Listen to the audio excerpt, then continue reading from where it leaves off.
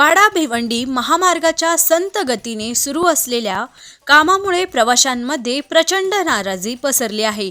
रस्ते काँक्रीट करण्याचे काम सुरू असले तरी अपूर्ण कामे, रस्त्यावरील मातीचे ढिगारे आणि बेकायदेशीरपणे उभी केली जाणारी अवजड वाहने यामुळे या मार्गावर अपघाताचे प्रमाण वाढले आहे।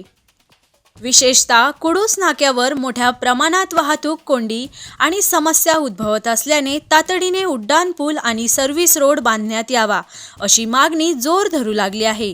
या संदर्भात राष्ट्रवादी काँग्रेस, शरद पवार पक्षाच्या कार्यकर्त्यांनी आणि स्थानिक नागरिकांनी भिवंडी लोकसभेचे खासदार बाळामामा म्हात्रे यांना निवेदन देऊन या प्रश्नात लक्ष घालण्याची विनंती केली आहे।